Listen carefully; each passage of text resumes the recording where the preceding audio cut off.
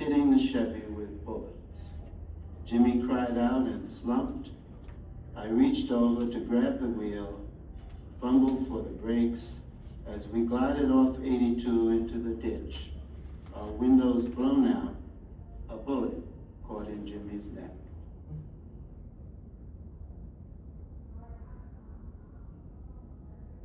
So now what I'd like to do is just briefly survey the group, and you can get your phone out to respond on Menti here.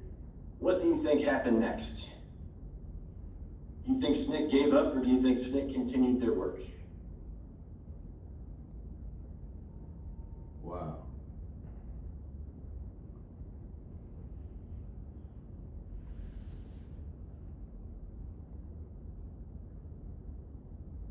Well, so far one person thinks SNCC continued their work. Let's see what everybody else thinks.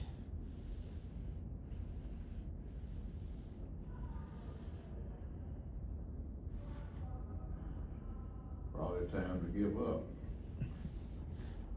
Wow. I think I heard somebody from the room, but it was very soft. I couldn't quite make it out. Could you repeat a little louder? Yes, I said that probably it was time to give up. Die. They might have thought about giving up. They might have been afraid. Is that what you're saying? Yes. Yeah. I would be. Maybe the thought crossed their mind. Yeah, I'll be Okay, concerned two people about say that. SNCC continued their work. I see. Well, the two people who said they continued their work, you'd be right.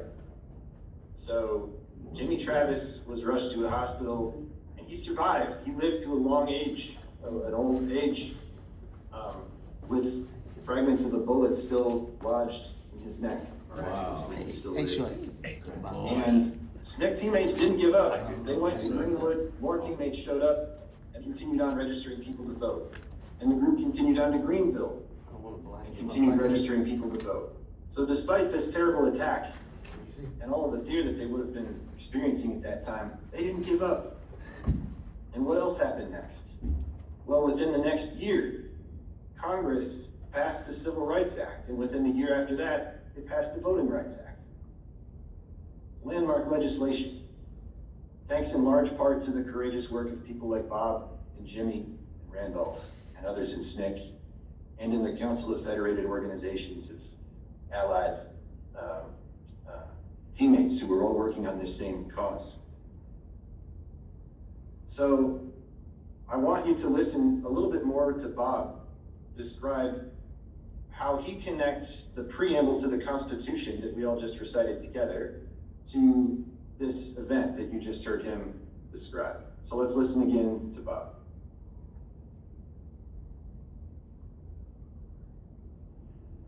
One thing I would like us to do is to think not about what the preamble says, but about what it did and what it does. So the preamble established a national political community, a kind of we the people class of people. In 1787, that was primarily white male property owners. And what we can say is an accomplishment and perhaps an indication of real progress is that the country across the last couple of 100 years has managed to extend the reach of that we the people class.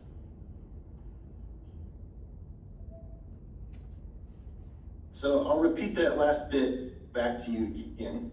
You have to really think about it to understand it, I think. Bob encourages us to think not about what the preamble says, but what it does. And he says, an accomplishment and an indication of real progress is that the country in the last couple hundred years has managed to extend the reach of the we the people class. So I want you to think about this we the people class of people that Bob is referring to, which He said in 1787, when the Constitution was first written, that was primarily white male property owners. Who did the work to expand the reach of this we the people class? Now, this is a question where everybody can respond on the Menti poll, and you have 100 points that you can assign to any of the groups here that I've outlined, and you can distribute the 100 points however you think it belongs. So if you think it was mostly legislators who decided to enact better laws, and that's why this we the people class was expanded, then you would assign a lot of points to that first group, and so on for the other groups. So we have, maybe it was legislators who decided to enact better laws, or was it wealthy property owners who demanded equal political power for poor people? Was it ordinary everyday people who organized and demanded better from our society? Or was it someone else? So who do you all think did the work to expand the reach of the we the people class?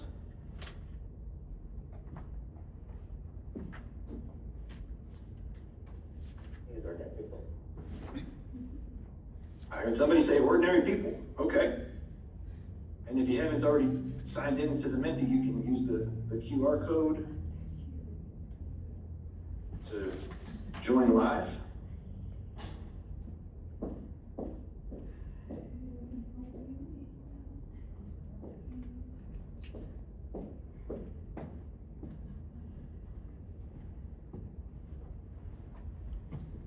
Okay, so one person says it was like 90% ordinary people and 10% legislators. No, no, you got, that's Ms. Johnson, you there. No, right there.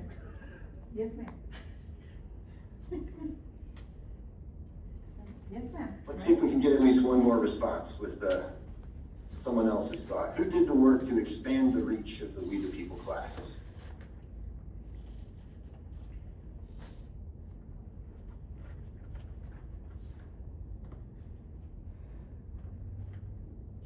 Okay, we have 2 of 5 responded. Looks like both people responded the same way.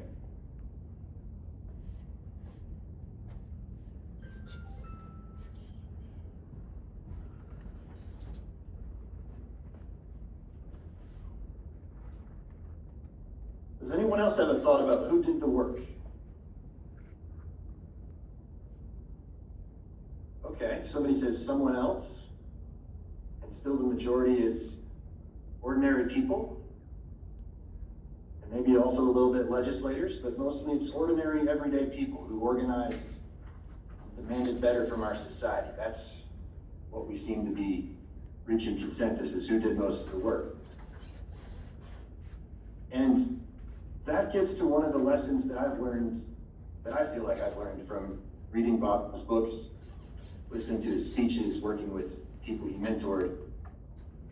The way he taught me to think about the preamble is in a much deeper way than I had understood it before. So I want you all to notice the entire preamble to the Constitution is one sentence. It's a really long sentence, but it's just one sentence. And everybody knows a sentence has to have a subject and a verb. So let me ask you, because I want everybody to see it, can somebody say out loud, what's the, if we think about the preamble to the Constitution, and I put it here on the screen again, and I shortened it a little bit, what's the subject of that sentence?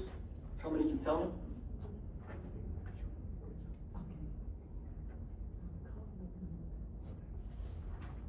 Would you repeat that, please? Yeah, can someone say out loud, what's the subject of the sentence? Look at that preamble. What's the subject of the sentence? Is it we the people? It's we the people, isn't it? That's who's doing the action. Yes. And then what's the verb? So the verb is what the subject does. What is it? What's the action, or what's the verb in that sentence? Establish. Ordain and establish. Ordain and establish. Isn't that what it says? We the people ordain and establish this Constitution. We the people are the ones that do the work. So when we think about this we the people class of people that Bob was referring to, there's different ways that we can think about what does we the people mean? One way to think about it is we might ask, who's included in the we the people class who have basic rights according to the Constitution? And that's like what Bob was saying in 1787, that basically meant white, male, English-speaking citizen property owners. And then after the Civil War, the Reconstruction Amendments, that grew, at least on paper, to include Black Americans, who then had, at least on paper, the right to vote.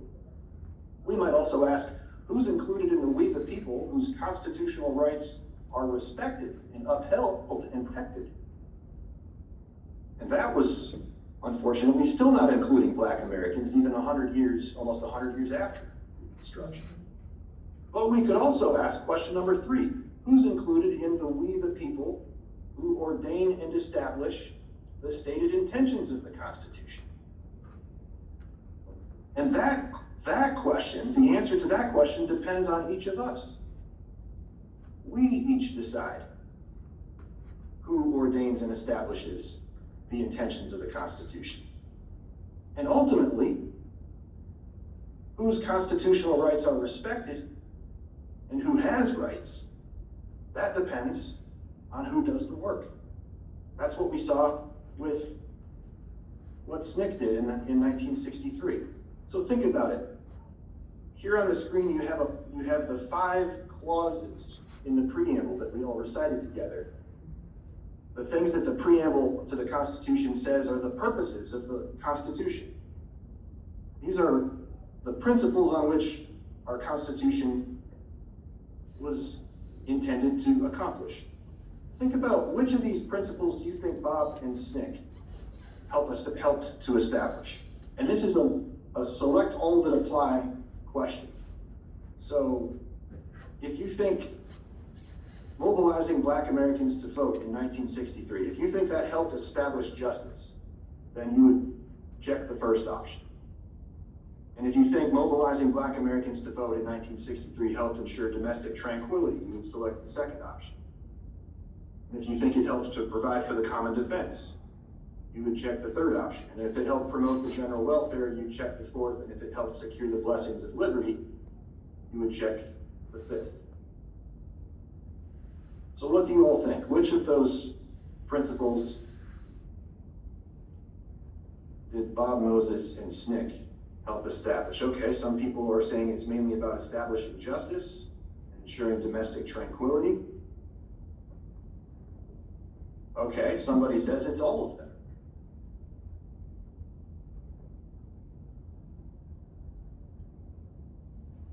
This was the sweet spot, as some of the SNCC alumni call it. The right to vote was considered to be something that was foundational to empowering Black Americans to meet their ordinary needs, their everyday needs. The right to vote, the right to self-determination, to participate in society with political power that they deserved, was foundational to all of these things. So it looks like there's growing consensus that all of these principles mentioned in the preamble were helped along by the work that Bob and SNCC did. But it wasn't people like Bob by themselves. It was also young people that were doing this work. Maybe you've heard of Barbara Johns. Barbara was 16 years old in 1951, living in Virginia, Farmville, Virginia. And she went to a school that had a leaky roof, no gym, no cafe, not enough desks, too many people, poor quality books, and she was tired of it. So she decided to do the work. She decided to demand better. She organized a student strike. And you can read all the details on this slide, and I encourage you to search up Barbara Johns later to just learn what a badass Barbara Johns was. She got with NAACP, filed a lawsuit. They lost. They didn't give up. They appealed. They adjoined their case to others. And the rolled up set of cases became something known as Brown v. Board of Education, which in 1954 was the case that, as you know, declared school segregation unconstitutional. Who were among the we the people who did the work? Barbara Johns, at the age of 16. Young people. teenagers. We're not alone. Nobody here's alone. And nobody here's ever been alone in this struggle. There's a quote at the bottom of this slide from Malcolm X that I love.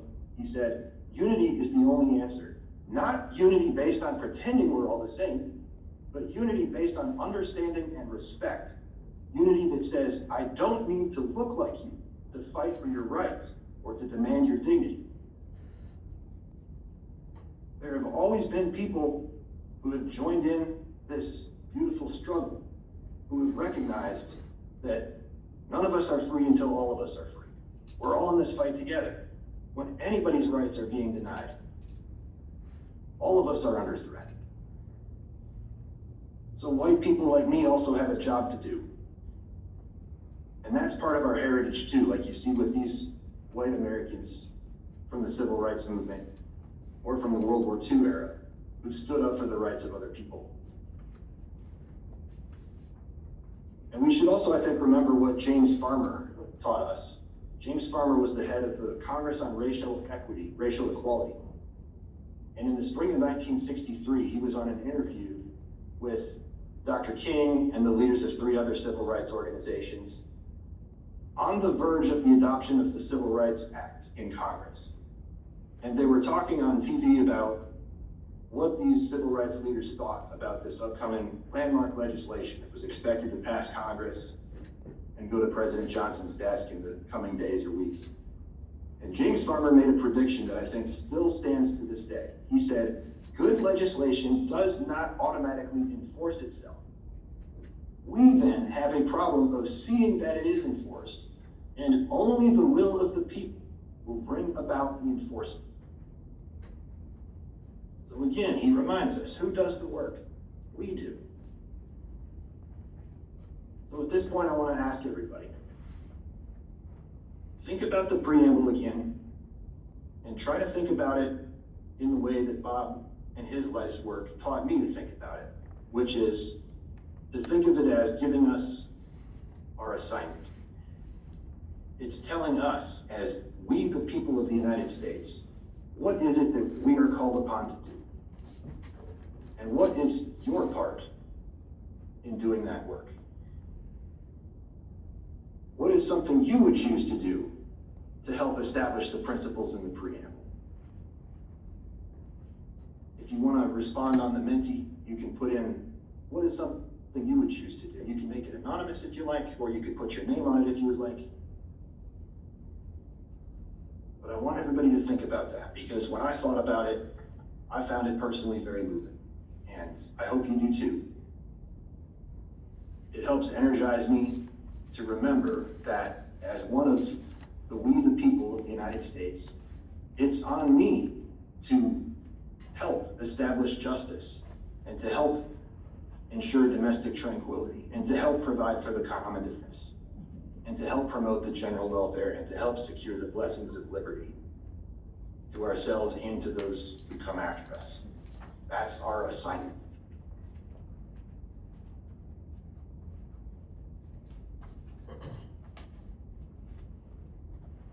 All right, thank you, Greg. Carrier. Thank you. Can you hear me? Thanks, Teresa. Yes, I can. I'll skip after this because I know Yes, okay. in the interest of time you're wanting to move on. But I hope after this you might all think about the preamble a little bit more deeply than you did before.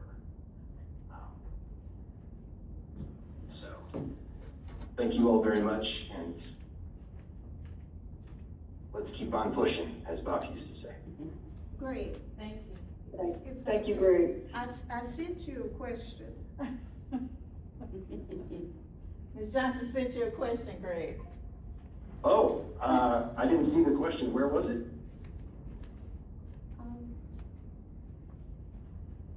We do have some audience on live with us, everyone, so just want to let you all know. You all may have questions, if you could put it in the message or how you have them to contact you, Mr. Carrier, that would be greatly appreciated. Yeah, absolutely. I'm looking for the question and I don't see it in the meeting chat or in the Menti, so I I'm just wondering where the question is. Okay, I submitted it to whatever, that we were to scan, and then it said if you have a question, and I did type it out and submitted it. But my question was, there were free blacks also in the United States during this time. I'm trying to see, were those free blacks covered under the preamble in the Constitution? Yeah, so my understanding is, even from 1787 onwards, free black Americans would have had the right to vote in northern states, but not in southern states. I think this was an issue that was left up to the states to decide who they would discriminate against and whose rights they would respect. That's my understanding. And I think it wasn't until the 15th Amendment, after the Civil War and in the Reconstruction era, that it was written into law that all black Americans across the United States would have the right to vote.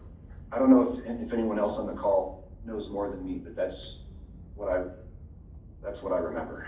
Well, it was black men, the 15th. Black men, thank you. Yeah, Yeah, black the men. women didn't get the right to vote until, was it the 1910s 19th or Amendment. 20s? Yeah. Okay, thank you. No one Yeah. ever addressed that about the free blacks. It seemed like that's something that skipped continuously, and that's why I wanted you to respond to that. Thank you very much. Absolutely. All right, let's give it up for Mr. Greg Carrier. We appreciate that.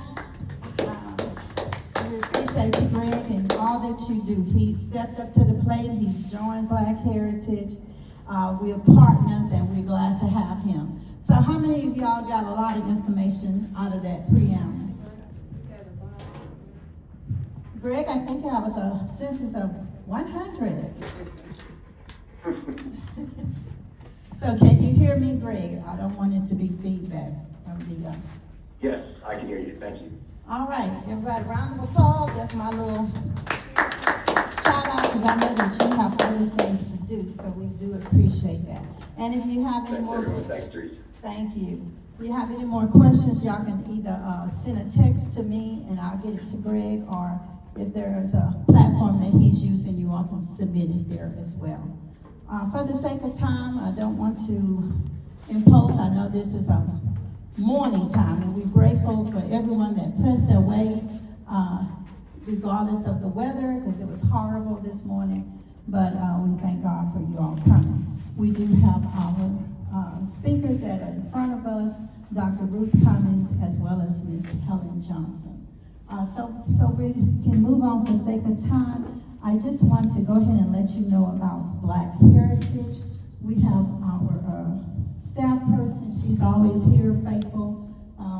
She needs a lot of support. We all need a lot of support, and our board members and Ernest Goodrich, he's here as well. You know, they all come out and support, and that's what we need in this day and time. But Lakeisha Williams, Ms. Helen Johnson. Ms. Helen Johnson is kind of dual, because she's for National Women's of Achievement plus Black Heritage. So we're grateful for everyone that can come out to support us. Just want to do a little quick. Black Heritage Society elevates civil rights education, advocacy, cultural community initiatives to empower and cultivate unity through our impactful year-round program. You all know we produced that Martin Luther King Unity Parade. Hello. And we've been hosting the original since the 1978. All right now, hello. Truly, we're so honored, you know. And now that we're in this crisis, let's say what it is. It's a crisis now. They're attacking our civil rights of 1965. And, you know, Dr. Martin Luther King and all the rest of them, John Lewis, Congressman John Lewis, all of them, they took part. Those are our ancestors. And we must continue to support the work. So that's why we're gathered here today. I just want to let you know, nonviolence means avoiding right now, we feel, Black Heritage feel, what we need to combat this here conspiracy against our voting rights, and that is providing everyone with information. Also, as far as the information, that's what we have here today. And then we're gonna kick off, and I have on the line with us none other than Reverend Dr. Derek King. We're gonna kick off with nonviolence, and we're encouraging everybody to get out and vote. I have on the call with us Dr. Derek King. Are you there, sir? You can introduce yourself and just give us a quick shout out for nonviolence, and we'll proceed with our program. Can you hear me? Yes. Okay. Well, good morning. Morning. And Teresa, I was listening to the presentation of the gentleman who preceded me, and it is appropriate that we continue to work of the intent of the Constitution. Oh, and then let me say this quickly too, Teresa. Thank you for your tenaciousness in keeping the work of the Black Heritage Society on the immediate radar of the Houston community. But as I'm just gonna call him Greg, I might mess up his last name, but Greg did give us a challenge to continue to keep moving on. When you mention nonviolence, I am a certified trainer in Kenyan nonviolence. And you did give me a few minutes, and I'm going to adhere to that. If we can do it, I would be willing to come to Houston at the invitation of the Black Heritage Society to do some introductory training on Kenyan nonviolence. Now, in this world we live in, in the human experience, we are going to differ. That's a part of the human experience. We are going to differ. We're not going to agree a lot of sometimes on matters, issues. Now, when we come into a disagreement, people are at a junction of taking action. What we have to learn how to do is manage our differences so that our differences do not move from conflict and escalate to combat. Arguing, fighting, killing, as bless his heart, as our president has led this country into a war, we need to learn how to manage our conflicts so they do not escalate to combat. Arguing, fighting, killing. Kenyan nonviolence, to those people who choose to go that way, gives you skills on how to manage conflict. Number one. Now,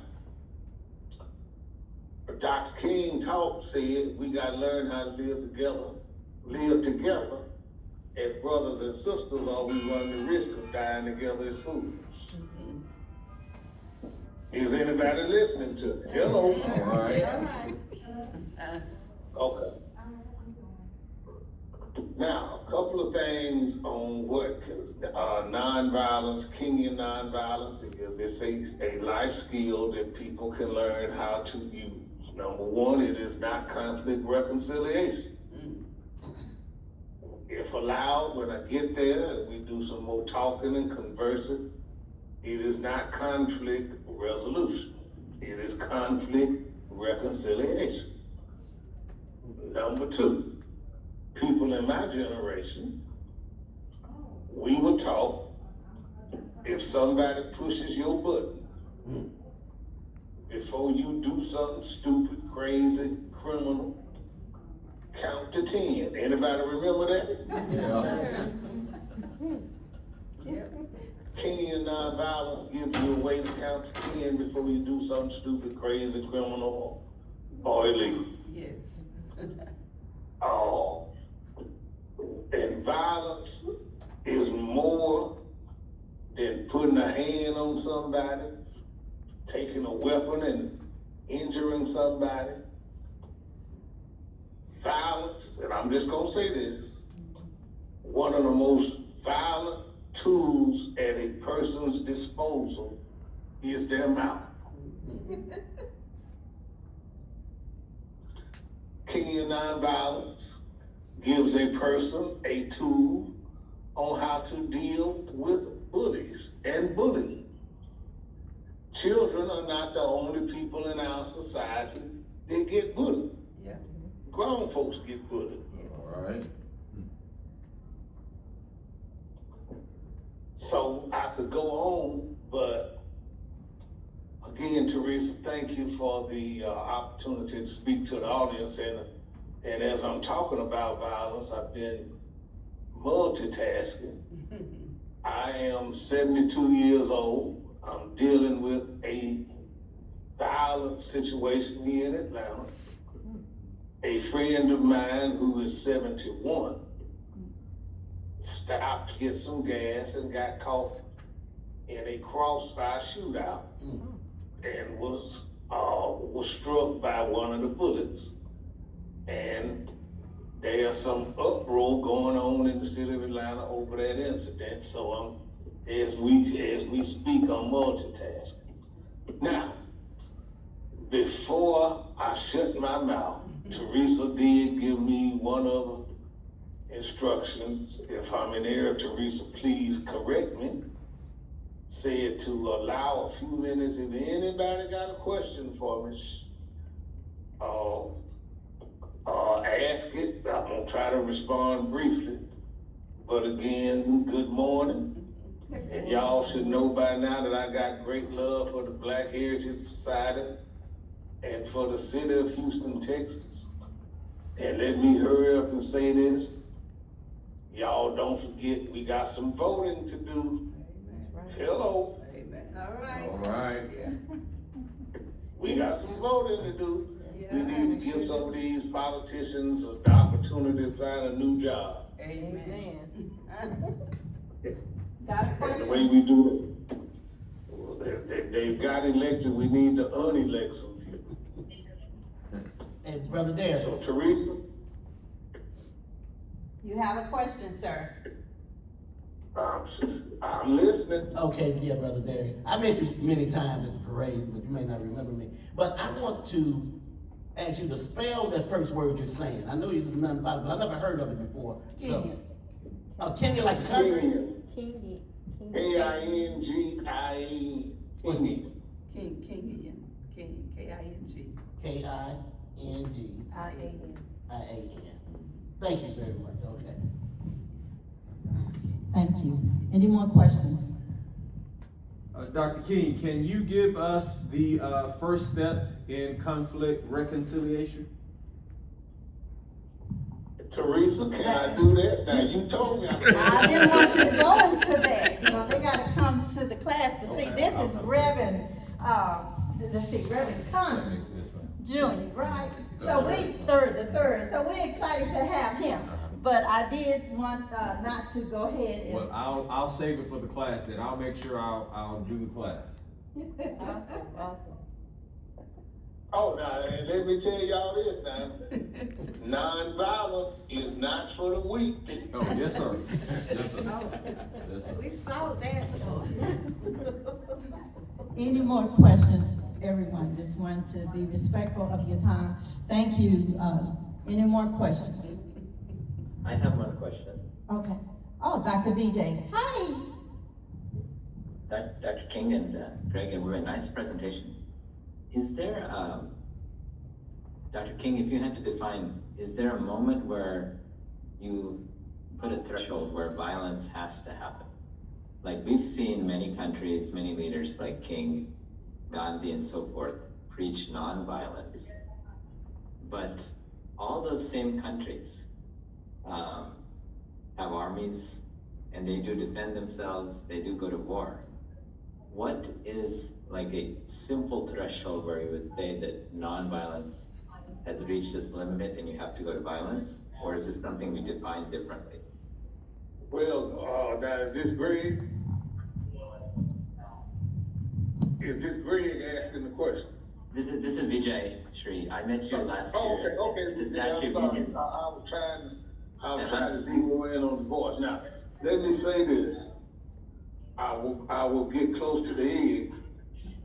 King and nonviolence is contexted as a spiritual discipline and not necessarily a religious discipline.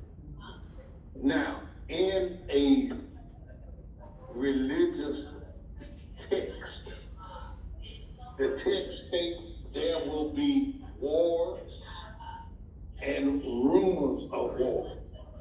That unfortunately, but realistically, is a part of the human experience. Now, but also, in a sacred text, it talks about men turning spears into pruning hooks and studying war no more. Now, to specifically answer your question, people have to learn how to retaliate in in a conflict. Sometimes it's just part of the human experience, what we call retaliation. You gotta choose how you retaliate. And when allowed to, if I get a chance to present,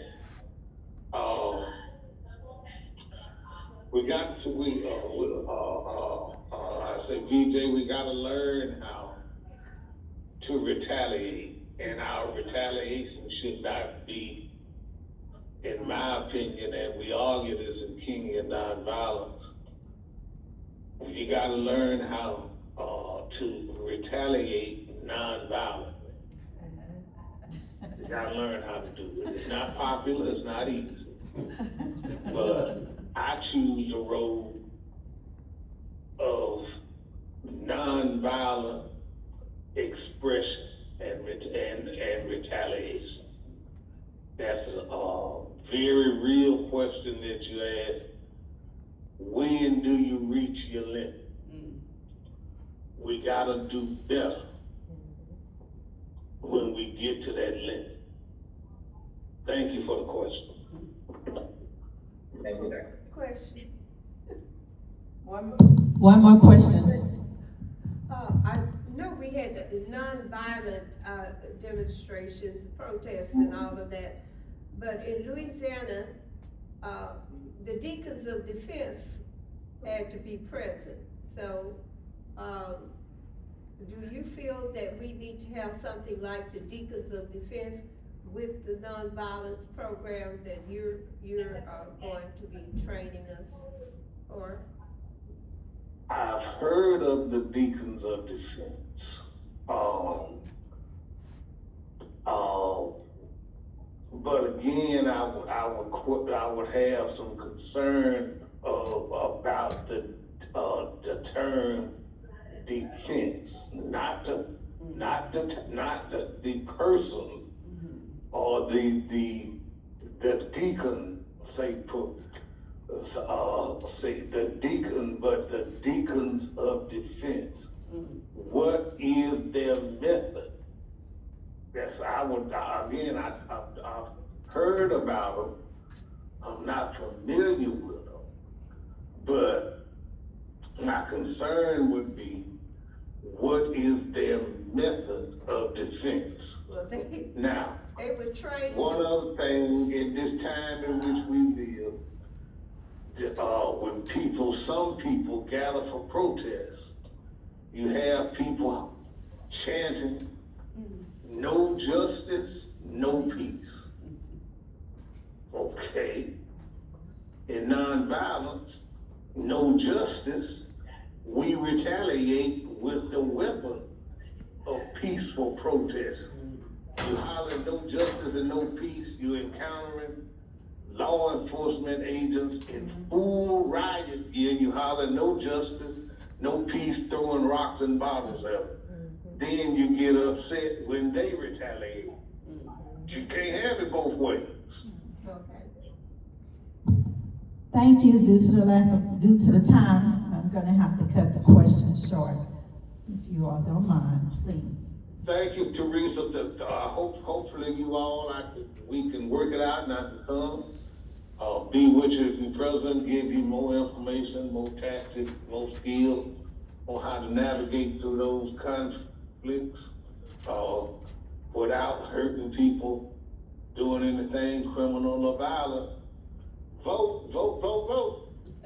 Very good. Thank you. Give them a round of applause. Thank you for jumping on. Thank you. I want to also thank Dr. Vijay. He's with our Hindu community.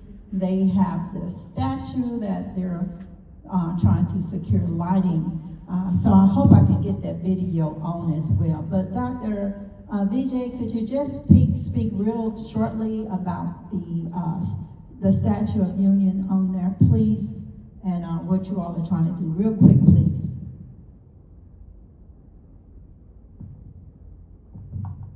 Dr. Vijay. Yes, hi, how are you? Good. I know you're probably at work. Can you speak real quickly, sir? Yeah, sure. Hi, I really enjoyed the presentation so far. We are very fortunate. Right here in Houston, we have actually, I don't know if people know this, we have the third tallest statue in the country. And the tallest statue in Texas is called the Statue of Union. It was built in 2024, and Teresa and Black Heritage Society have been out there a few times. Wonderful accomplishment there. And this year we're trying to expand it further to make a dynamic fountain show and projection mapping and outdoor theater. Just to give a little background of what this is, the Statue of Union is actually built in honor of our country, we the people of the United States, in order to form a more perfect union. But it's of a character named Hanuman, who is a historical character in ancient India, who was known for building bridges between people. He had a simian-like features, a monkey-like face, a human-like body. It was probably, they can look back with historical dating, maybe about almost 1.7 million years ago, whenever there was a race of humans that are kind of between Homo sapiens and Homo erectus. And so what the story is describing is how a pluralistic society can live together with freedom of religion, freedom of thought, and freedom of these things. And the basic premise of the history is that there's a prince who gives up his whole kingdom to save the word of his father, who had promised to his stepmother something. So he lives in the forest. His wife gets kidnapped. And this Hanuman is one who helps rescue them and brings them back to Union. But along the way, there's so many lessons on how to interact with so many different people. And even at the very end, when they're about to rescue this lady, they say, look, just give her back. We don't want to have war. We want to live at peace you know, what you've done is wrong. And this person who has stolen, the king who has stolen this wife has chosen not to. And that's when they have to go to war. And that's what the question is, how can a society live together pluralistically and avoid these kind of conflicts, live in union? And so that's the reason we bring that up is we want a forum for storytelling. And when we tell that story, it inspires people to see those same stories in our own society right now. And we wanted a venue where we can tell stories. We use the outdoor theater format where we can tell stories of all sorts of things that have happened in this country, from its inception to the civil rights struggle, to women's suffrage, to workers' rights, etc. And we know that it's storytelling that makes a difference. Whenever the stories of the underground train, the movement, the people who the freed slaves, or their stories are the ones that change the hearts and minds of people to become abolitionists. And so when we stop telling stories is when we stop interacting with people. So that's the idea of this monument and this Statue of Union. We're going to try to celebrate this year being 250th year of America by adding fountains, projection mapping, and having a venue where we can honor our veterans, our heroes, our local heroes, and give outdoor story formats and have people interact and meet. So that was the idea behind that. It's called the Statue of Union. Thank you for that. Appreciate you coming on. All right, moving right along. Just real fast before we go to our main speakers, we want to acknowledge some of our politicians. I think you have one here. You're representing. Could you come up? Did you want to say anything, or just recognize? I want to recognize Representative Charlene Ward Johnson. Good morning, everyone. My name is Anthony Taylor. I'm the District Director for State Representative Charlene Ward Johnson. I want to thank Ms. Brewer and the Black Heritage Society for inviting us out today. We are hosting this year's Acres Home Juneteenth Parade on June 13th from 10 to 12 at the Acres Home Multi-Service Center. We really appreciate if you all can make it out, come and support the community and celebrate Juneteenth. Thank you so much, Ms. Brewer. All righty, thank you. Yes, they're with the Juneteenth celebration. I know we have quite a few that have joined us online, so we're trying to be respectful, and hopefully you all can see and hear everything that we're saying or doing. Just a little, let's see, housekeeping. We have coffee in the back. Feel free to go up there while we're doing the conversation. We do have donuts, water. We also have water. Restrooms are down the hallway here. You go out the door and just go straight to the end of the hallway. You have the male and the female restroom. In case there's a fire, this is a business building. We do have stairs on each location. You can take the stairs down. So please, if you all feel that you want to get some coffee or donuts, please just go ahead and have some, and then you can just be seated. Question? Please give them the code to the bathroom. Oh, the men's bathroom. The ladies, I will go out and get the code because I don't go to the men's bathroom. So I do not know that code. Let me just go out. I think it's 1525. I'll go 1525. Okay, I will double check that, everyone. The ladies is just open. The ladies' restrooms are open, so just housekeeping, so I want to get into any trouble. When we run fast. At this time, I think we're doing very good. Thank you for all the ones that were joining us and talking and speaking. And we're going to hold questions after the first speaker, Dr. Ruth Cummings. Any questions? I'll try to get on this computer to see if I can pull up a chat. I may have to answer the questions after the meeting. I'm just letting you know. If we can, I'll try to get to the ones online as well as the ones in the audience. But realize when you're in the audience, you have a better chance of getting your questions answered. Now, if you're online, you might have to wait just a little bit. So I'm just letting y'all know ahead of time.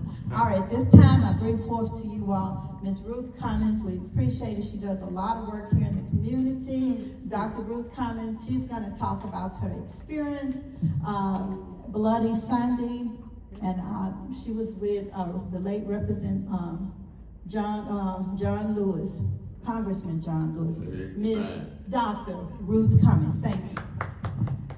Thank you, Teresa, and to all of you, members of the Black Heritage Society for inviting me on this morning. I'm so sorry the weather turned out so bad that many who were intended to come were not able to make it. But I did invite some, and I see my son showed up, so thank you, son. But my claim to fame is that I was born in Selma, Alabama. The Edmund Pettus Bridge is exactly 1 mile from where we lived. We lived, if anybody ever been to Selma, and you cross the bridge, if you kept walking, you came across the bridge, the museum is on this side, if you kept walking 1 mile to that same right is where we lived. On Bloody Sunday, I was only 13 years old, so I did not actually walk with John Lewis because my daddy wouldn't let us go. But my brother did. He was there, Hosea, he was there. But leading up to Bloody Sunday, some of the things that I like to talk about because we don't really hear about how difficult it was for us to get the right to vote. The Civil Rights Act gave everybody the right to register to vote, but Selma, Alabama just hadn't caught up yet. Okay. So they began that push to get the right to vote really early in '63. So by the time '65 came around, they had been constantly trying to get to register to vote. And some of the obstacles that they put in our way, we had to pay a poll tax first. And $1 was a lot of money for us back then. If you were able to raise that $1 and pay it, then they gave you this literacy test. If you pass that test, they tell you you cheated and you gotta come back again and take another test. So when you come back for the second test, they don't give you the same test. Mind you now, you're paying 25 cents every time you have to take this test. So when you come back for the next test, they will say, we need you to name all the counties in Alabama and all the seats of the county. Well, of course, after they'd done that to so many people, some of the people had learned all 67 counties and had learned all their seats. So they passed that. Well, you cheated. Wow. Come back again. Come back again, they got this big old jar with beans in it. And you gotta tell how many beans are in that jar. Oh, no. So now it's time to get some help. Because we know we're fighting a losing battle. And that's the truth of it. My God. And it was amazing to see how we would line up 100 at a time to go register to vote, but by the time the second person came out, there's no need for anybody else to go in because we know it's not gonna happen.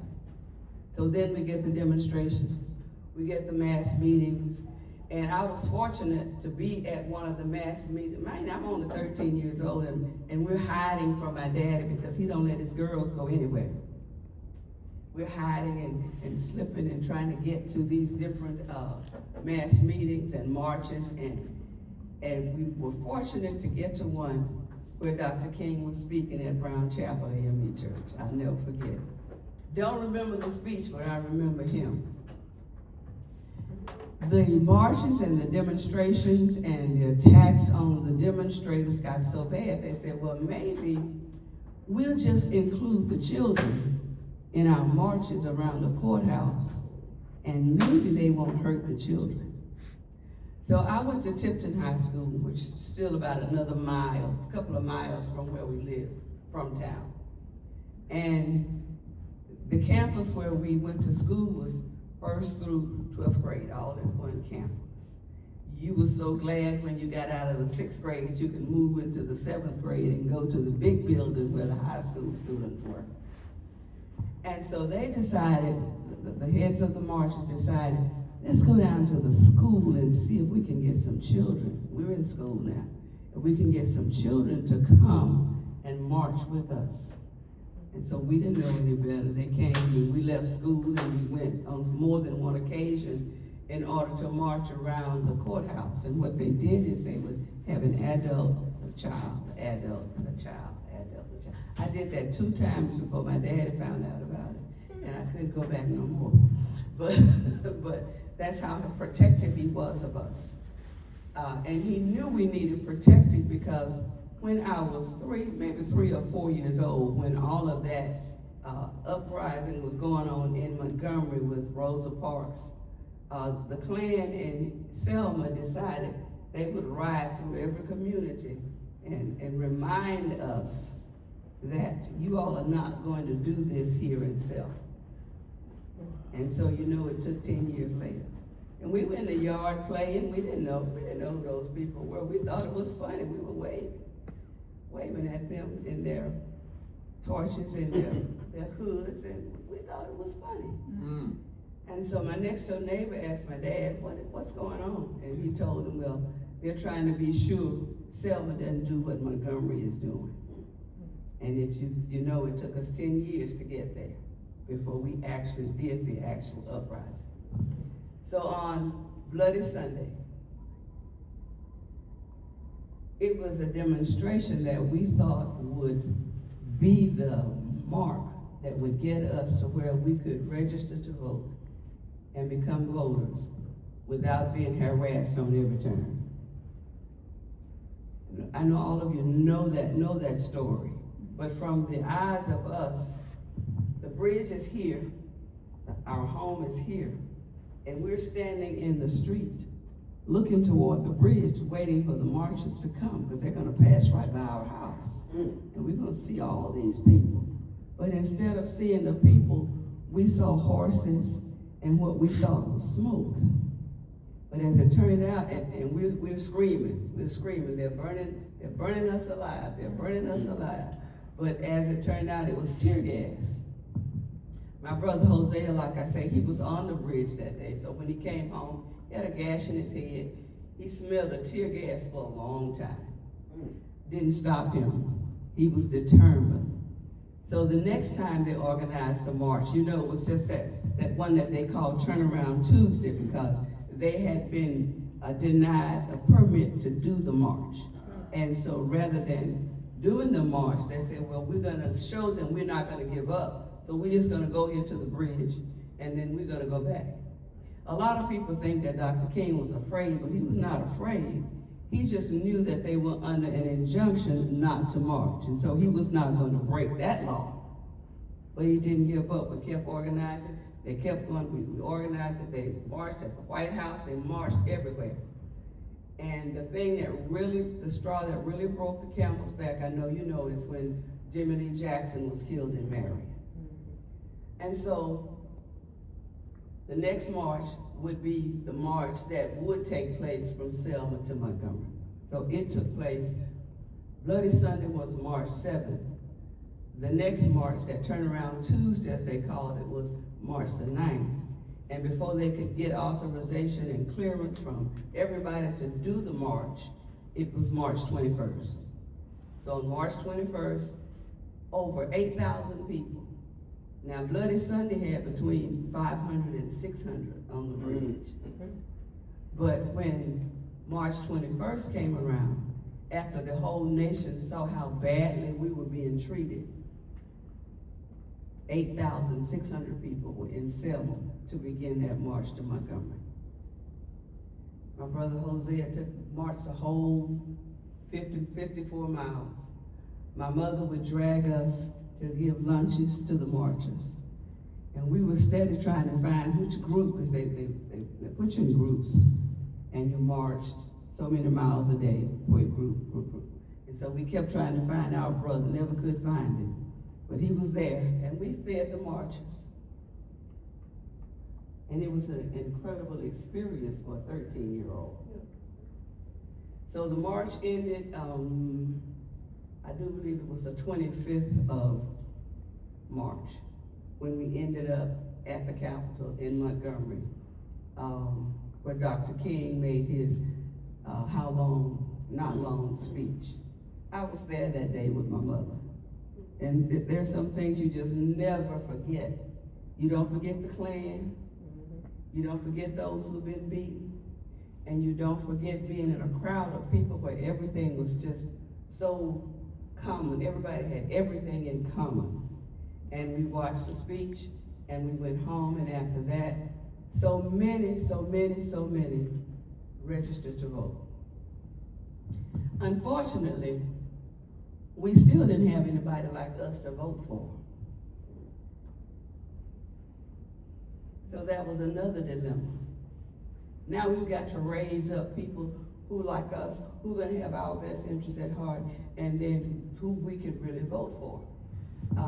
One other thing I want to tell you about our schools, and when we talk about DEI, I kind of get PTSD. Because I was in the 12th grade before I saw a new textbook at our school. We only got the 3rd, the 4th, the 5th editions that were so ragged we could hardly turn the pages. So you're talking about rolling things, that's rolling back, because that's the reality we live. And so when you talk about gutting the voting, that's PTSD for us. Because it takes us right back to that bridge, and now we gotta start that all over again. But who do we fight? And how do we fight? We fight with our votes.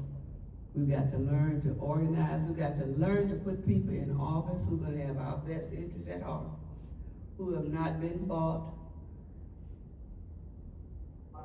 You know, I'm gonna tell this and then I'm gonna stop. We kept wondering, even after we got the right to vote, there were better candidates than those who were already in office, who had already terrorized us. But they kept getting voted for. They kept getting voted in. And so we finally realized that a couple of days or maybe a week before each election, they would ride through the neighborhoods of the black people with bags of groceries. And they would give you those groceries and say, see, Governor Wallace not so bad. So-and-so not so bad. He wants you to have this food. Do you know we are still selling our votes today for a bag of groceries? Right. Because that's about what it amounts to when we sell our votes, because they only give us crumbs while they keep the whole cake. And so we've got to learn to stop doing that. We've got to learn to recognize who's taking the groceries. And we got to stop electing those people. And we have got to be sure that who we vote for are those who are going to represent us. One last thing. In 1965, Selma had the tallest building in our city was called Teffer's Department Store. It had 3 stories. We had 32,000 people living in Selma at that time. Today in 2026, Teffer's is boarded up and there are 17,000 people living in Selma. And everybody say it's the price we paid for the Voting Rights Act. And so we are in the process of working with people who are going to revitalize Selma. But it's been hard. It's been very hard. In 2003, it took us till 2003 to elect our first black mayor. And what did the white people do? They left the city, started their own community called Valley Grand, left nothing there but us who couldn't maintain. And so that's the state of Selma right now. They have Jubilee every year. They bring all the people in for that one day or that 1 week, and then when they're gone, we're worse off than when we started. And so we talk about what we can do. We can elect people who love us and want to do what's right for us. Any questions for Ruth Cummings from Selma, Alabama? Yes, sir. Thankful. Because you educated me about this before, but I still appreciate it. But there's something I wonder, the Edmund Pettus Bridge, was it in one city or was Montgomery on one side and Selma on the other side? Oh no, Edmund Pettus Bridge crosses the Alabama River in Selma. Okay. Yeah. Like I said, we live here, the bridge is there, but it crosses the Alabama River. And if your brother's still with us, thank you, brother. No, he's not. He's gone on. But we did. We took good care of him. Yes. Rebuilding, Why is it so difficult? Rebuilding, because we don't have the money. Okay. And unfortunately, when people try to bring money to us, we don't have a mindset to say, okay, we're gonna take it. And I'll tell you this, and Oprah Winfrey, after they made the movie Selma, she was going to donate $10 million for revitalization. Our mayor at the time says, you gotta make the check out to me. Oh, my God.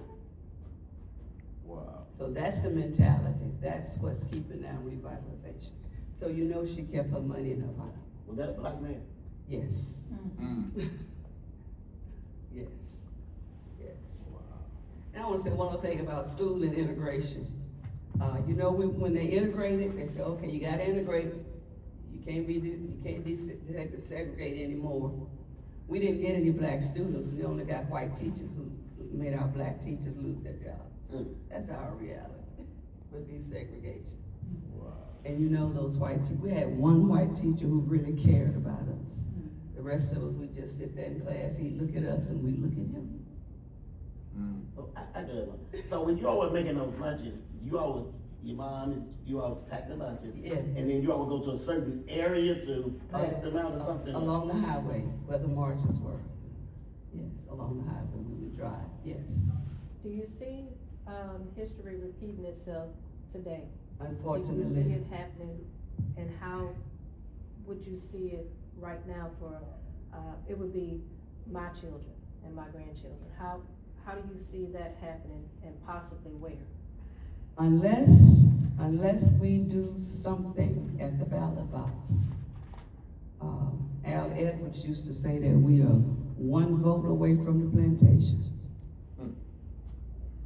And we know that those who are in charge of this country only want to see two classes, the rich and the poor. And that's where they're trying to take us, and we just cannot let that be for our children. We're gonna have to fight for them. My husband says all the time, we got to save ourselves. And if we don't do something, our children will be relegated to not being able to do anything but maids and janitors and the lowest of the low. So we've got to work. We've got to go to work. And you mentioned voting, and so did the other guy, and someone who's worked, I'm a precinct chair and worked elections. It's more than just voting. We have to vote smart. We have to educate ourselves. Exactly. And just because somebody looks like us, that doesn't mean they have our best interest. You know? Of course, that's what we want to migrate towards. Yes. But we've got to do our homework. Yes. About all these elections. And every election is important. Exactly. Our people just are so emotional. We'll vote for, hey, I like this person at the top, and I don't care about the judges or anybody else, but everybody on that ballot is important. Yes, it's important. Yes. Yes, I would just like to ask, how did, from your perspective, how did that particular event change public opinion, whereas the federal government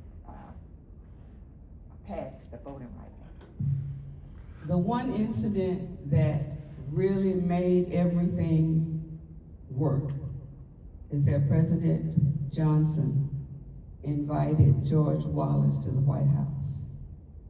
And he told George Wallace, you have got to stop this. You got to stop sending your state troopers. You got to stop arming these people to beat these people. And George Wallace told him, no, I'm not. And he told President Johnson, you same color as I am. You know you feel the same way that I do. And Johnson said, oh no, I will not go down in history having people think I'm like you. So it wasn't really about us. It was about him. Yeah, it was about him.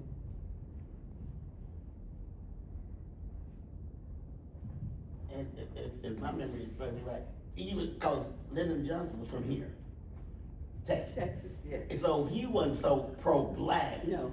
But he was on the ticket to help Kennedy balance out Recording stopped. the campaign. So he was gonna pull the southern votes for the Democratic Party, and Kennedy had the northern votes. But he wasn't so enamored with us, but it was a political move, just like Lincoln. But you know, by this time, Kennedy was dead. Right. And Johnson was president, yes. One last question. Yes. Since having that experience, how has it altered your life? Recording in And progress. what were the pros and cons of that event? How has it shaped your life up to now? Let me tell you the real pros and cons of it is that, we were brought up, raised Christians, and we were taught that you love everybody regardless. But the other side of that is you were taught not to trust anybody. That's the pros and the cons. You love, but you don't trust. And in that particular incident, and you learn, go back to my school, our principal of our school was, his name was really named Tom. And of course we called him Uncle Tom. Because whatever they told him to do, that's what he did. And so we were at this march, this demonstration one Sunday afternoon, and the kids are lined up over here and the demonstrators are over here, and he's on this side of the street. And he was a real light-skinned man, and so the state trooper is on his horse, and he's walking, and then there are those walking along with their billy clubs. Mm-hmm. You know, they weren't hitting us, they were just pushing us back. And so he says, "I'm not with them." And the man said, "You a nigga, ain't you?" He hit him square there in the top of his head. He was in the hospital for 3 weeks. So we can't get it twisted. We cannot, just like you said. You gotta know who you're dealing with. He didn't know who he was dealing with, but we did. We were glad to see him get out of the hospital, but he learned his lesson as well. Let's give Dr. Ruth Thomas a round of applause. That was very good storytelling. We appreciate it. That's what Black Heritage brings to the community. And you know, we're strategizing, everybody. This is part of strategy. We must share our stories, get people involved, because we have, I say, living legends. We don't have to go to the ancestors all the time. This is living legend. And we need to share it with our children and our children's children. That's one plan that Black Heritage is implementing, and that is storytelling, because we've lost our way with our children. Again, this is part of the information process. And then we're gonna add on the nonviolence process. And we also get people registered to vote. So all of these are the action items we feel that are important here in our community. And we wanna share it to the community and get others involved. So just appreciate that. Thank you, Dr. Ruth. Did I give her a round of applause? That was totally awesome, and I'm gonna just be very honest, you're coming back. Okay. Because you can't just drop that little. You gotta come give us some more and more and more. Yes, we need this type of storytelling in our community. We do it for the children, and maybe we'll have it with children and adults. But we gotta go back and tell the story. Can I add something real brief? I'm sorry. Yes, go ahead. If you get the opportunity to go, every year they do a commemoration, a reenactment. Go. It's well worth it. Take your children. I went with my 3 daughters this last year, and my oldest daughter and I walked from the Edmund Pettus Bridge to my parents' home. The property is still there. And why are we doing this? What is this all about? And so I showed her all the old films, what happened, what took place, and she was crying by the time it was all done at what had taken place and all of that. So I would encourage you, if you have the opportunity to go, please go and take your children with them, and it'll just give them an opportunity to understand the sacrifice that others made before them, so they'll have the right to vote one day. That sounds like a reenacting of the Bloody Sunday. It's coming along in my head there. That sounds like a project that Black Heritage is a tourist, and like you say, it creates and it paints the picture mentally. So we appreciate, we're gonna be looking at that. That's another reason why we have this here community meeting, because Black Heritage want to bring more and more. But we do need to get, support. And just like Dr. Ruth Cummings said, we don't get the dollars and cents, and DEI is gone now, everybody. So we're totally dependent on the community and businesses to keep our organization going. So these are ways we bring something to the community, let people know how impactful our programs are and how it is bettering the community. We have to do it one hand to the next hand. And it's gonna take storytelling and all of us coming together to make this pass. With no further time due, I know we have our highlighted one of the, emeritus board members, and she's also with National Women's of Achievement. She's Sci-Fair chapter. Sci-Fair chapter, National Women's of Achievement. Thank you for that. Sci-Fair chapter, because I know there are several chapters. Yes. So we want to make sure. Raise your hand. Sci-Fair, let's raise your hand if the member. All right, so everybody, we thank you all for coming out and supporting the Black Heritage Society. That's what we're trying to get more information out. And she's going to talk about the Voting Rights Act. With no further ado, Ms. Helen Johnson. Now remember, we got coffee back there, so don't make me eat up all these little donuts. That's why I got the little bitty donuts, because just in case I could just get a few of them. But that was the reasoning for that. So if if you have more time, please, for those that are online, if you have more time and you can endure with us, we're gonna go. We got plenty of time. Black Heritage had to get this room, but we make sure that we want to make sure that it was a productive day for all of us. Ms. Helen Johnson, talking about the Voting Rights Act and the new Supreme Court changes. Thank you, Ms. Brewer. Pleasure to meet you. Oh, I'm telling you, all of the presentations have been just great, today. Starting with Greg, then of course, Reverend, Dr. Key, and Reverend Common. Was there another one? I think that was it, right? Right. We had Dr. BJ, our Hindu, and then Representative Charlene Ward Johnson sent her. Oh, that was her representative. Yes, that was her representative. Okay. Let me say good morning to you. Good morning. To all of you. And I'm telling you, this has been so interesting to me. Ms. Brewer, I'm so glad that you are taping this, because a lot of people are going to look at it, want to look at that. Now, the Voting Rights Act of 1965, they're saying this is one of the most dynamic, one of the most amazing pieces of legislation that was passed. It was passed on August the 6th of 1965 by a Southern president, Lyndon B. Johnson. Yeah. Right. And you know that this Voting Rights Act was something that the South didn't really want to see. And everything goes back here to the Reconstruction period. So if you have time, go back and look at read that about the Reconstruction period, because all hell broke loose right at the end of it.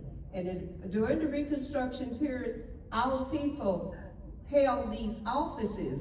We were a congressman, a senator, a state representative, newly freed slaves, and people up there, freed blacks.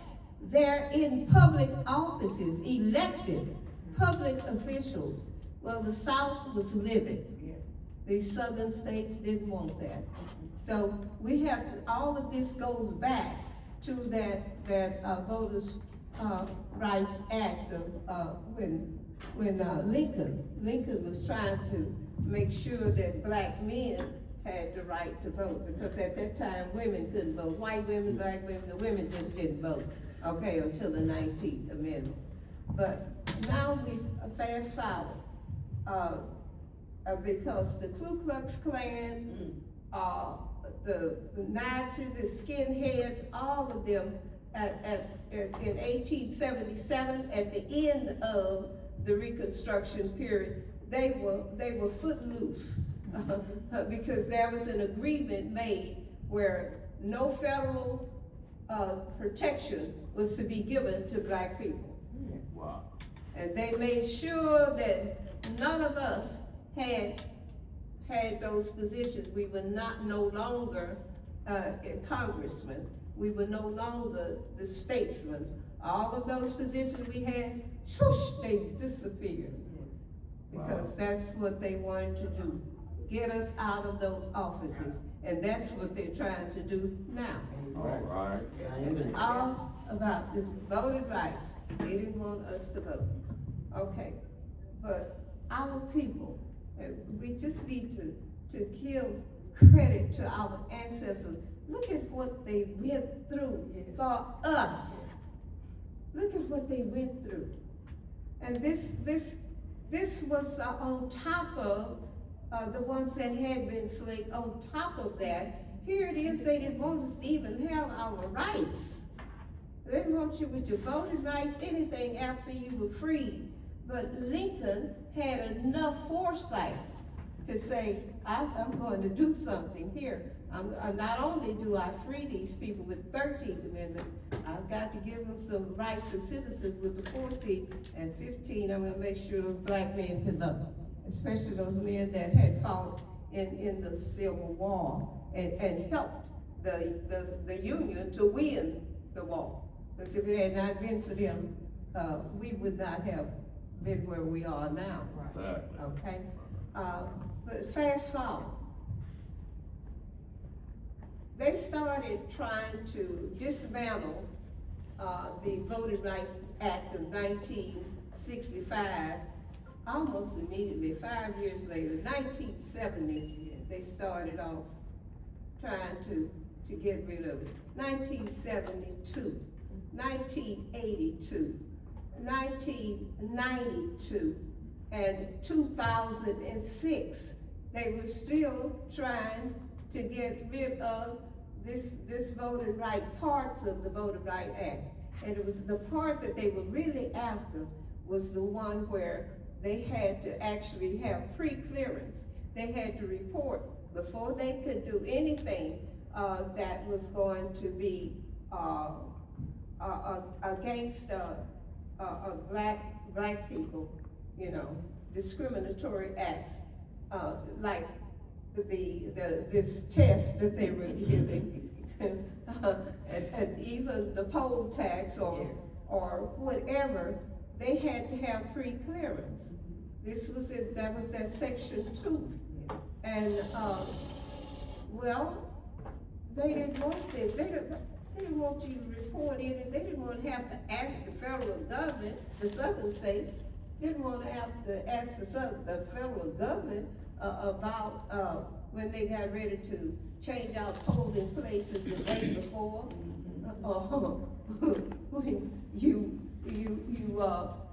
When they want to tell you that you can't have mail-in ballots anymore, or you can't even have the drive-through voting. They don't want any pre-clearance, so they're trying to get rid of that. And I'm going to have to read this because there was some legislation that they had to put in place. But now, mostly the 1965 Voting Rights Act was primarily to ban these literacy tests, to allow federal oversight, and that's the key word, oversight, federal oversight of elections in these jurisdictions with histories of discrimination, and you know where most of those places were in those southern states. And then they wanted to, this 65, they wanted to require certain states and localities to obtain federal approval, and that's that pre-clearance, before changing the voting laws. And they prohibited voting practices that discriminated based on race. Okay, well, here we go. there was some major Supreme Court decisions affecting the Voters' Rights Act. And one of them was Shelby County versus Holder, and that was in 2013. And what was that about? The Supreme Court invalidated the formula used to determine which jurisdictions needed federal pre-clearance, which one of them needed to let them know in advance. As a result, the pre-clearance system largely stopped operating. They were after that. So they didn't have to report. Then we had the Brnovich versus Democratic Party, Democratic National Committee. And what was going on there? The court upheld 2 Arizona voting regulations and adopted standards that made it more difficult for you to challenge. Challenge whatever those voting rules were under Section 2, again, of the Voting Rights Act. Then we have a good one, Allen versus Milligan. That was in 2023. And it was a 5-4 decision here. The court ruled that Alabama, Alabama congressional map likely violated Section 2 because it diluted the black voting strength. And the court required Alabama to create an additional district where black voters could elect candidates of their choice. That happened in Alabama. The decision was viewed as a significant reaffirmation of Section 2 protection. So Section 2 again, this one was helping, and that's the Allen versus Milligan Act in 2023, decision. And then we have the latest Supreme Court ruling. The newest major Supreme Court decision involving the Voter Rights Act, it was in Louisiana versus Calais, and that was April of 2026. Now, what happened here? According to reports and subsequent court filings, the Supreme Court struck down Louisiana's second majority black congressional district and significantly limited the use of Section 2 in redistricting cases. So there it is. Many of the legal observers viewed this ruling as a major reduction in the Voting Rights Act and its ability to challenge racially dilutive district maps. So, and that's what we're dealing with now. These district maps, that's the big thing. And you know what happened here in Texas, and what happened as a result of them. They say they do the cracking and it was cracking and banning. Cracking and packing. Pardon? Cracking and packing.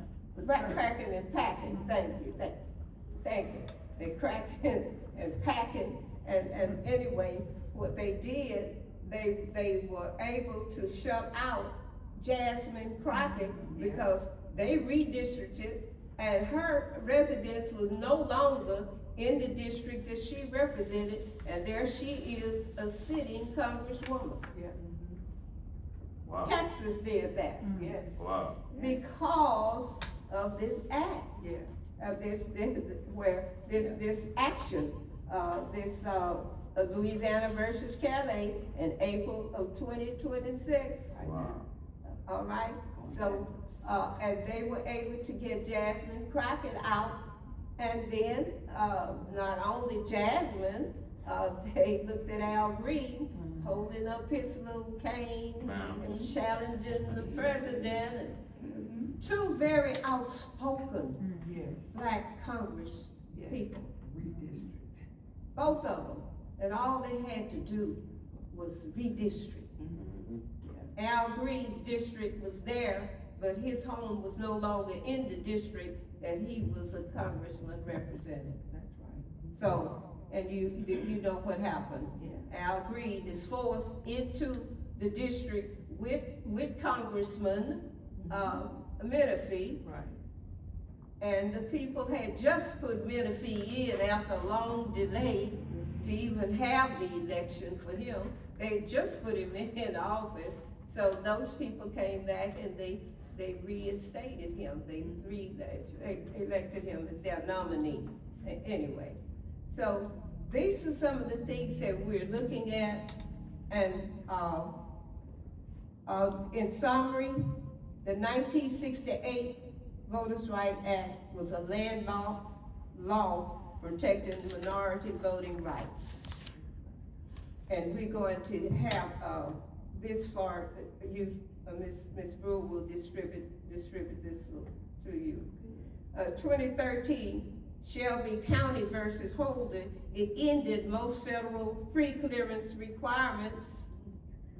2013, in 2021, in Barnaby versus the DNC, it made Section 2 voting rule challenges harder. Oh, it's harder to challenge them when they're doing these things to try to keep you from voting. It did more, it discouraged people, and that's what they wanted, because they say, you know, it's too much of a hassle. Yeah. And a lot of people say, and then our vote don't count anyway, because they're going to elect who they want to. And we have this attitude, this hopelessness that's coming in as a result of all of this. That's what they want. But we're going to have to talk to those people and let them know that too many people died, too many people suffered for you to vote. You have the right to vote. And no, we can't let you just throw in the towel. You're going to have to vote. You need to vote. And think of the vote, you want to fight? Think of the vote as a weapon. And when you press that button and select that person that they don't want, that's a big bullet, boy, you just shot. So we need to let them know that is a weapon. You are fighting. This is a revolution. When we go in and vote and make changes, we're making those changes without having a fight like they have in other countries, where they go in and have a coup d'etat and they kill the leader and his family and all of that. No, we have our weapon. We vote. And that's what we need to tell our young people, that the vote is your weapon. And you are missing a shot.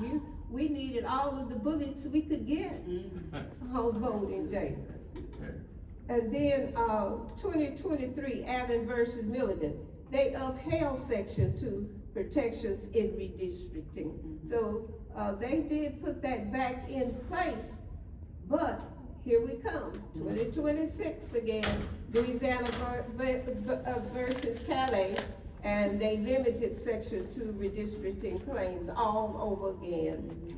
The overall trend has been that the Supreme Court has narrowed several of the VRA's enforcement mechanisms over the past decade, although the court's 2023 decision, that was a good one, in Allen versus Milligan briefly reaffirmed one of the key protections before the 2026 ruling, and it actually altered the landscape again.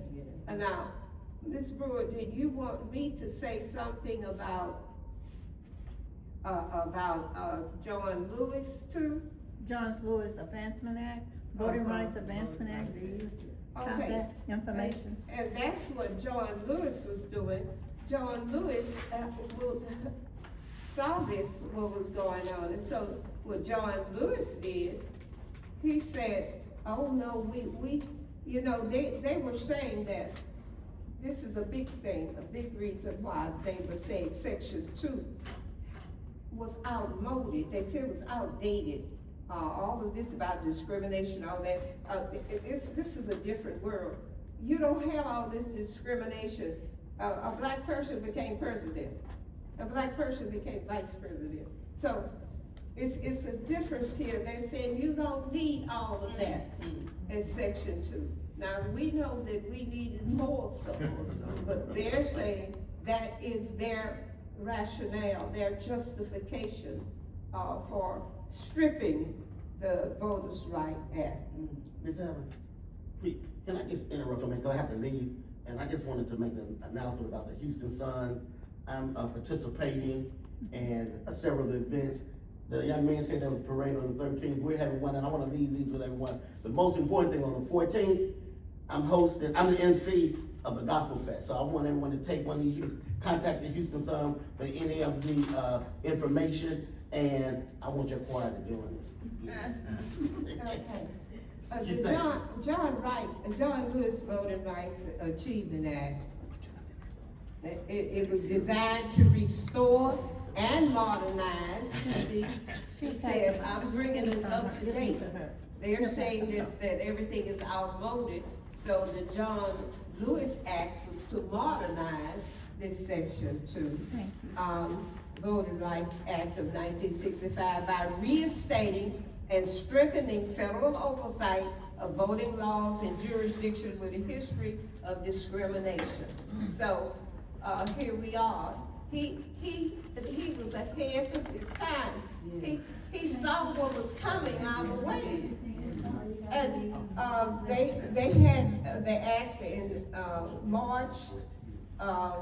They didn't approve it, and then July again last year they didn't approve it. Anyway, what he was doing, he was modernizing the pre-clearance coverage. It created new updated formulas to determine which states and localities must seek federal approval of pre-clearance, so you know they don't want that. And a state is covered for 10 years if it has 15 or more violations in the past 25 years, or 10 violations if at least one was committed by the state government. And so political subdivisions like they're talking about your counties and cities are covered individually if they have 3 or more violations in the same period. And in other words, he just tried to strengthen our act. And Texas was a big one in violation, and we saw that. But because they had not passed the John Lewis Revitalization Act, then that's why we have having a problem, and they were able to get away with it. The John Lewis Voter Rights Advancement Act, I'm sorry. So that's what we're dealing with right now, and we need to be telling our Congress people, we need to be talking to our state legislators too, and telling them that we need them to push this John Lewis Advancement Act, because we actually need this pre-clearance reinstated, especially here in Texas, because it's evident that they were trying to diminish the black vote. They were trying to diminish the power that black people had in this state by the action they took. Even though they had a Supreme Court that let them do whatever, we the people, he's saying in the preamble, we the people have to rise up and do something about it, but it has to be nonviolent. Right. Now the NAACP is telling you, we want to get our young athletes involved in this process. This is a protest for our young athletes, graduating seniors who are outstanding in the athletic field. We're telling them, do not go to those states, those colleges in those states where they are trying to dilute our vote, our voting rights, where they're diminishing the number of black representatives that we have. Don't take those scholarships. I don't care how big the school is, how popular it is. You have, if you're an outstanding athlete, you're going to have maybe 100 scholarships anyway. They're going to have 15 scholarships.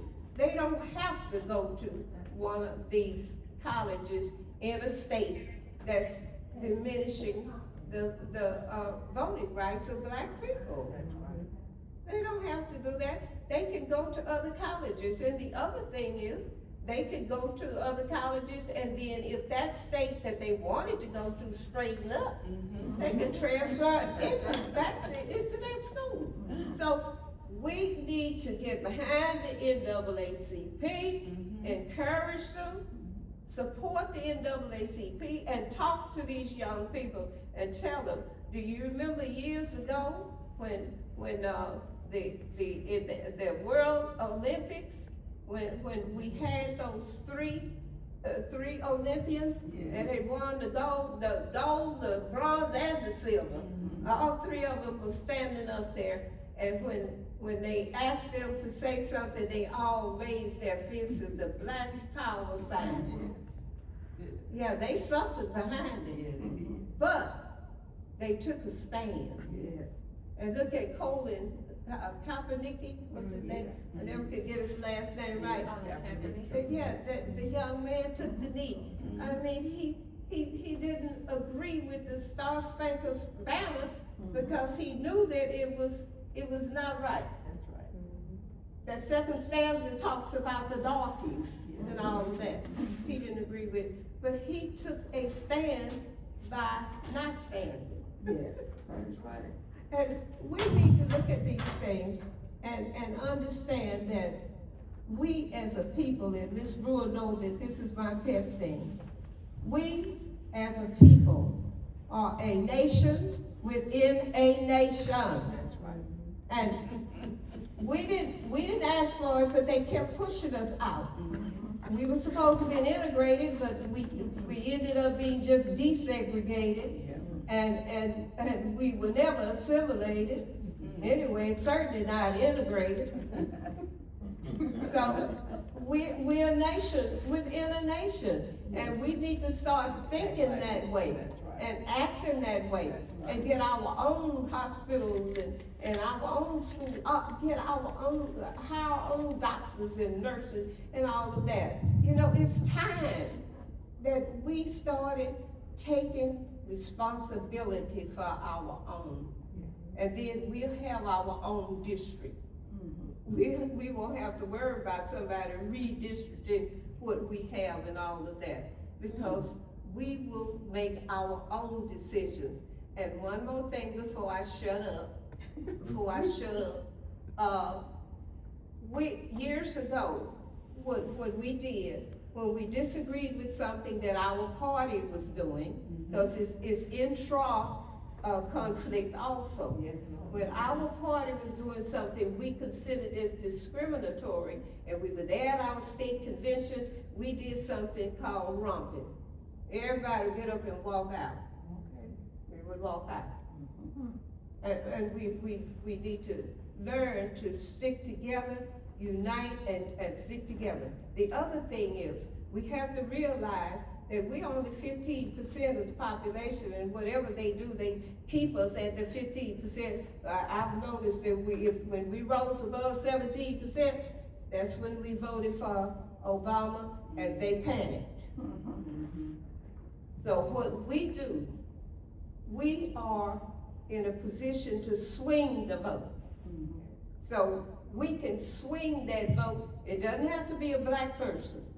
We can swing that vote to the person that would stand for our interests against the one that we see is trying to diminish our power and take away our voting rights. So, but we need to go out and vote, because our weapon is the vote. And we need to get as many people to vote.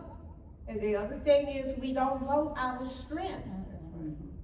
When they're talking about 98% of us voted, that's 98% of the 20% that were eligible. We're not voting our strength. Suppose 80% of eligible black voters voted. Look at what we could swing. We could really swing some votes, couldn't we? And get some people in office. But I just want you to understand that the Voting Rights Act of 1965 has been whittled, and they have tried to dismantle it all that they can, and it's a way that the southern states in particular, are those that are very racist states, don't have to be southern, racist states, are trying to diminish the voting rights of black people, and also to make sure that we don't have as much representation as we should have. So just remember, vote. Amen.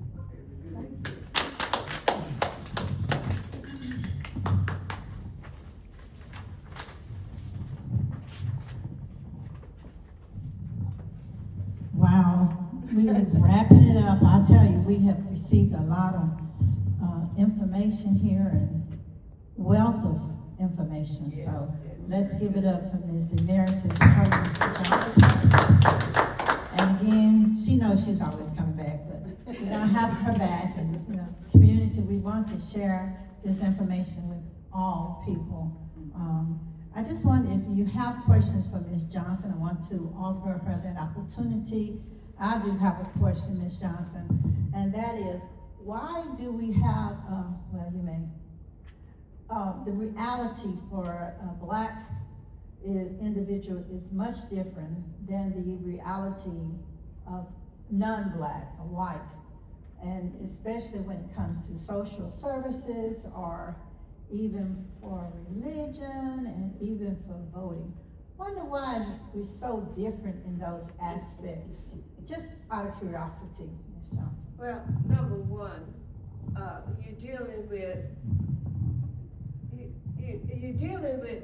we were talking about this yesterday, you're dealing with people with limited freedom versus people with full freedom, okay? And so the ones with the limited freedom are trying to survive. You trying to put food on the table, you're trying to pay bills, you're doing all of that. The others are having leisure time and all of that. So your reality is based upon your priorities, and your priorities are different from somebody who has all the privileges and amenities that they want, that they could get. So I think that's part of it. It's not that we don't care. It's just that it's part of the struggle. Well, I think our wealth is being depleted. Our wealthy, our athletes and our fellow persons that go out and get these enormous salaries, and usually they don't stay within their community, their neighborhoods.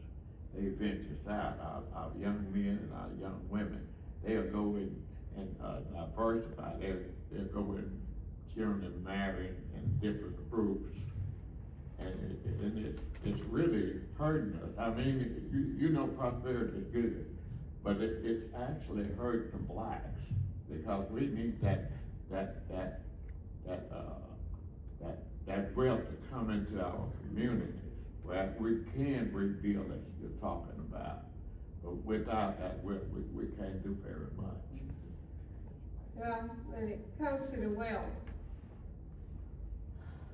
it's something like they told us that we need to pull ourselves up by our bootstraps, but they forgot to give us the boots. That's right. And it certainly didn't have any straps. So your mortgage note in a certain locality, like they have certain, developments, certain communities that we could move in. Your mortgage note is gonna be much higher than those other people's mortgage notes. Right. Okay. It's, of course, we still make it. Despite all of those things that they do to us, we still make it.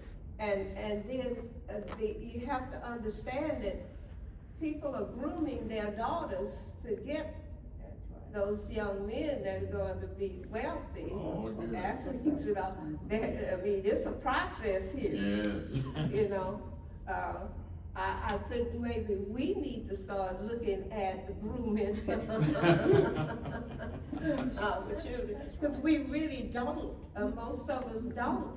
But there are other groups, ethnicities that actually train their daughters and train their sons to go after this and to increase the wealth. So, again, that's the difference in the realities. So, you know, Brother Deacon Lewis, so I guess it's just that we need to get a different mindset. We need to have discussions, communicate with each other, especially with our young people. We need to start communicating about things like this. Did I answer your question? That's very good, thank you.